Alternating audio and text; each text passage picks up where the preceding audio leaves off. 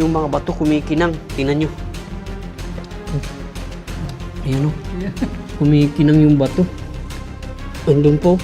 Kumikinang siya. Yung butas niya, kasya yung dalawang tao papunta ron. Makikita po natin yung mga bala na tumatama dito panahon pa ng gera. Meron pang nakasulat dun sa itaas, MCMX111. Nahihirapan na po tayong huminga. Unti-unti tayong nawawalan ng hangin habang papalapit tayo doon sa kaduluduluhan ng tunnel.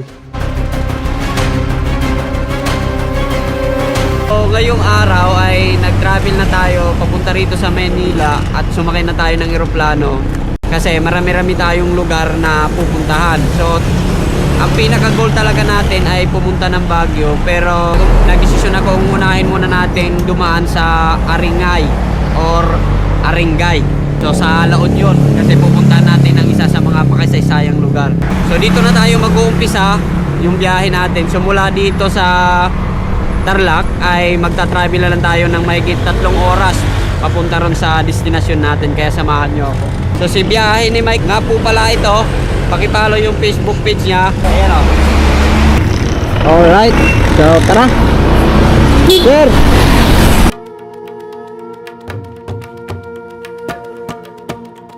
So, mula dito sa Tarlac ay magbabiyahe tayo ng mahigit 3 oras papunta sa destinasyon natin.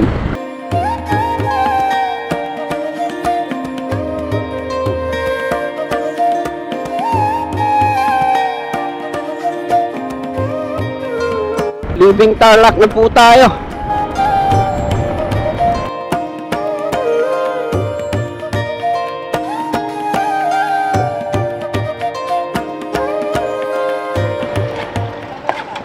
Sa Aringay. Aringay, iwan po kayo din sir. May mga signage po tayo dyan. Sundan lang po natin. Touchdown, La Union. So, nandito na po tayo sa La Union. Malapit na tayong makarating sa Aringay. Ayan o, meron nakalagay Aringay Centennial Tunnel dito. 8 minutes mula dito sa National Highway. So malapit lang ito.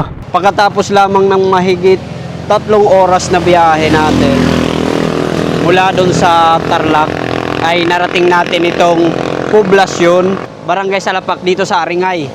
Iniwan ko muna yung motor ko dito kasi sasakay tayo ng tricycle papunta ron sa tunnel. Maigi na may kasama tayo papunta ron na talagang alam kung ano yung istorya ng tunnel na ito para at least maipaliwanag ko po sa inyo ng mabuti.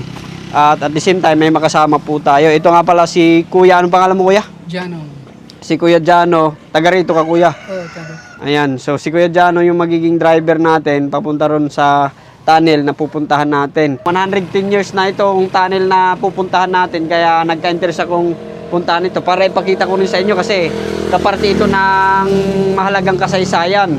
So mula dito, Kuya, ilang oras, ilang minuto bago makarating sa Centennial Tunnel? 10 minutes. So mga 10 minutes lang ay mararating na natin itong tunnel mula dito sa National Road ng dito sa Aringay mismo.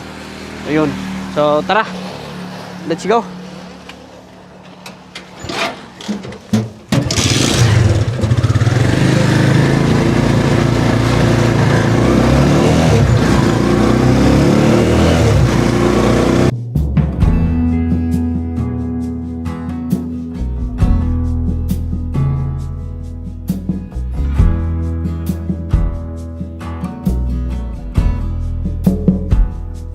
Sobrang ganda ng mga tanawin dito, guys, oh.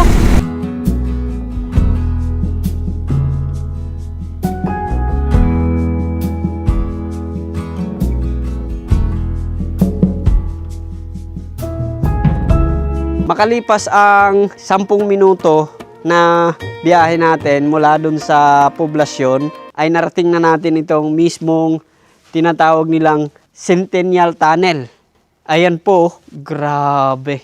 Meron pang nakasulat dun sa itaas, MCMX111. So, ang ibig sabihin po ng Roman numerals na nandun po sa ibabaw ay 1913. Etong Centennial Tunnel ay nagawa taong 1913. Biruin nyo, 110 years na ang tanda nitong tunnel.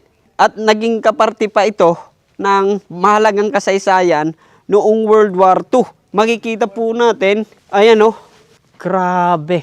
Dito pa lang sa harap, makikita po natin na talagang sobrang lawak nito. Napag-alaman po natin, itong tunnel na to ay may haba na 500 meters. Itong tunnel, sir, papunta po saan ito? Papuntang Baguio to. Mula sa poblasyon, lalabas doon na sa Baguio. So, pinakamadaling ruta ito. Oo. Pero hindi lang natuloy kasi gera. So ibig sabihin nun, panahon na yon, kasagsagan pa ng gera. Oo, kasagsagan pa ng gera. Hinukay ng lolo ko noon to. Kaya makita mo naman, may hukay-hukay dyan. Pinaniniwalaan nila na may gintong nakabaon dito. Kaya yun, hinukay-hukay nila sa gilid. So maraming palang butas dyan, sir. Oo, maraming butas. Hanggang sa baba yan. Pupunta tayo sa loob. Nagdala na tayo ng flashlight kasi mula dito hanggang doon, sobrang dilim na ng tunnel. Kaya ready tayo. So dito, mapapansin po natin ang ilang mga bitak. Ayan. Sa dami ng dumaang sakuna, bagyo, lindol, ay talagang nagkaroon na nito ng mga pinsala. Nananatili pa rin itong nakatayo rito. Hindi basta-basta nagiba kasi tingnan nyo naman sobrang tibay ng pagkakasimento at hindi ordinaryo ang tunnel na ito. Yung iba, tinakpan na ng mga bato yung mga pinagukayan. Ayan. Dito, may bakas pa oh. Ano yan dyan, sir? Ito yung butas na hinukay ng mga tao dito. Ayan. Grabe. So dito pala may mga nakukuhang treasure. Tingnan nyo. Ayan. Wala ka. Ang lalim pala, sir, no? Ang lalim ng butas, guys. So ibig sabihin, may mga pumapasok ditong tao. At maraming mga basura. May tissue. Ayan o. Kumikinang yung bato. Andun po. Kumikinang siya. Ayan o. Kumikinang. So, siguro isa yan sa mga dahilan kung bakit binubutas nila itong tunnel na to.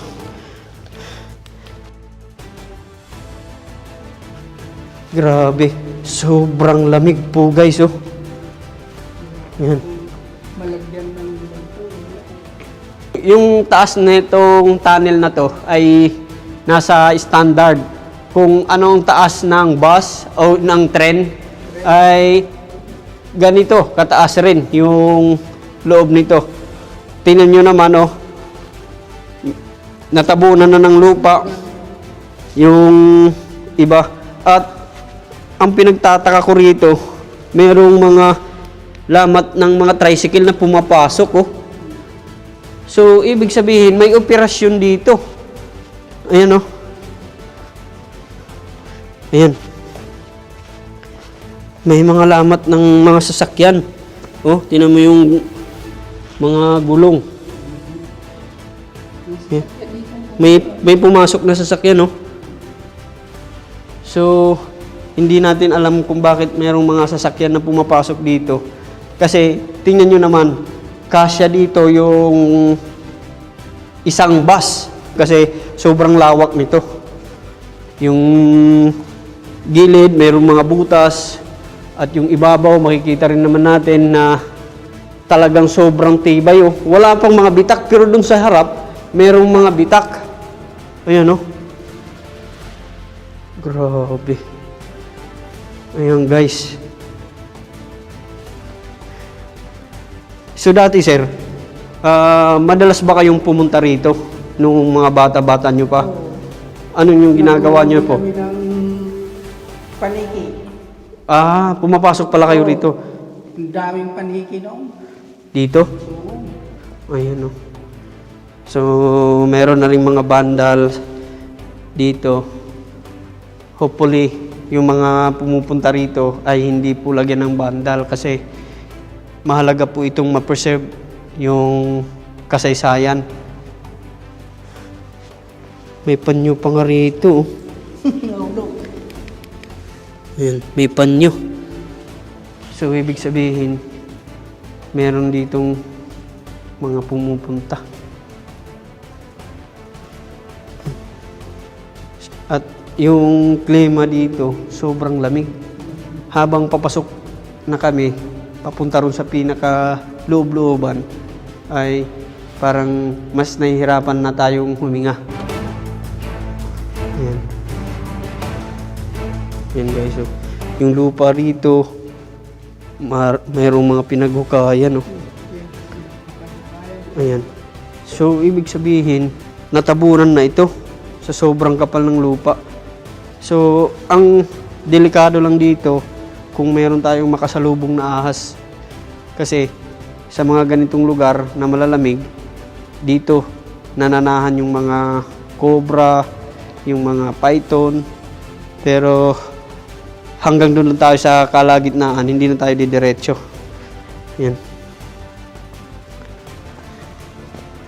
Ayan guys, so, ito yung gilid. Habang papasok tayo, mas pakapal ng pakapal yung mga lupa na tumatabon rito. Tingnan nyo, kita mo kuya dito sa baba. Ayan o. So, didiretso pa po tayo doon.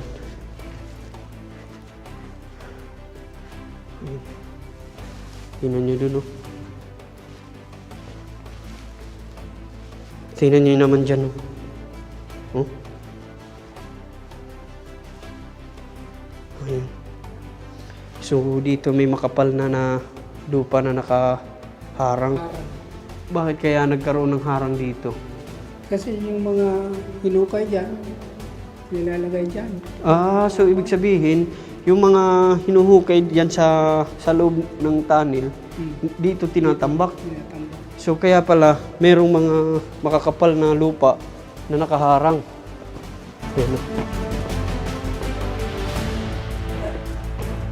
Ayan. Rakya.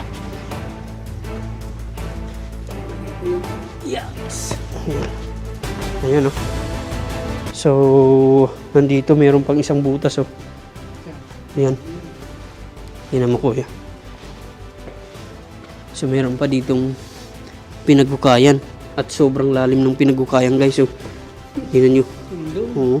Hanggang dun pa sa ilalim. Ayan. Bukay, kung lupa na to, makita Ayan o. talaga. Huh? Yung butas niya, kasya yung 2 tao, papunta ron. Sobrang lalim na. Diyos sariwa pa yung mga pinaghukayan.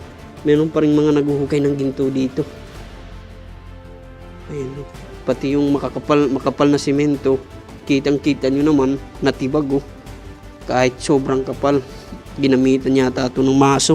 So, aabanti pa tayo ng kahit konti, hanggang dyan lang, and then babalik tayo. Tara. So, makikita nyo, mula dito sa kinatatayuan ko, hanggang dun sa bunganga, medyo malayo-layo na rin tayo doon sa bungad. At mapapansin nyo na talagang sobrang lawak pa, sobrang haba pa ng tunnel. Ayan o, may mga lamat ng tubig na pumapasok.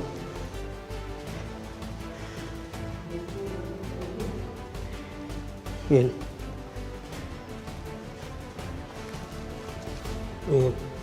So, dun sa pinakaharap ay mayroong napakalaking lupa na nakaharang. So, siguro doon tinatambak yung lupa na galing sa pinaghukayan nila. Tingnan nyo naman, oh. Ayan. Wala na, madilim na dun, oh. Grabe. Ayan. At yung lupa dito ay medyo basa na. Wala na. Madilim na guys. Kita nyo naman oh. Sobrang dilim na dito guys. At nahihirapan na po tayong huminga. Hindi ko alam kung bakit nasusupukit ako. Wala namang amoy dito sa loob. Pero unti-unti tayong nawawalan ng hangin habang papalapit tayo doon sa kaduluduluhan ng tunnel. Aray ko.